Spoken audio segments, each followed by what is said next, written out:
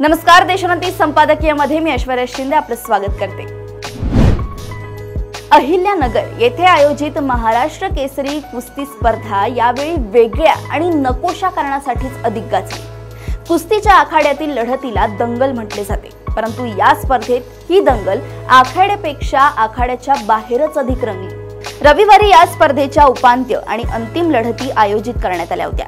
गादी आणि मातीतील कुस्ती स्पर्धेत विजयी झालेल्या मल्लांमध्ये महाराष्ट्र केसरीचा सामना खेळवण्यात येणार होता, परंतु गादीवरील अंतिम लढती दरम्यान वेगळेच नाट्य घडले। याआधी 2 वेळा महाराष्ट्र केसरी खिताबाचा मानकरी ठरलेल्या शिवराज राक्षे या पैलवानाला पंचांनी पराभूत घोषित केले। हा सगळा प्रकार अवघ्या 40 सेकंदात झाला।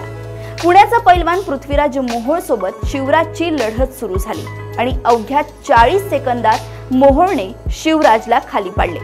कुस्तीच्या नियमानुसार जोपर्यंत दोन्ही खांदे किंवा पाठ पूर्णपणे जमिनीला टेकत नाही तोपर्यंत ती चितपट कुस्ती ठरत नाही। शिवराजने खांदे जमिनीला टेकले नसल्याचे सांगत पंचांकडे रिव्ह्यूची मागणी केली, पण पंचांनी त्याच्या या मागणीकडे दुर्लक्ष केले।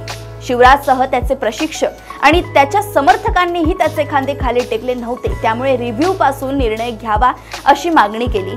शिवराजने पंचांनी विनंती देखील केली, पण पंचांनी काहीच प्रतिसाद दिला नाही। यानंतर संतापलेल्या शिवराजने पंचांची कॉलर धरली आणि त्यांना लाथ देखील घातली।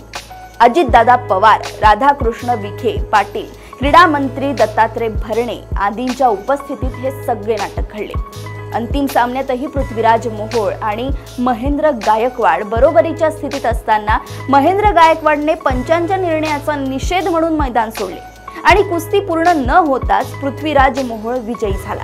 या नाट्यानंतर मैदानावरील सगळ्या पंचांनी शिवराज राक्षेवर कारवाई होत नाही तोपर्यंत मैदानातून उठणार नाही असे म्हणत कुस्तीच्या आखाड्यातच ठिय्या आंदोलन सुरू केले। अखेर पंचांबरोबर गैरवर्तन केल्याप्रकरणी कुस्तीगीर परिषदेने शिवराज राक्षेवर 3 वर्षांची निलंबनाची कारवाई केली आहे।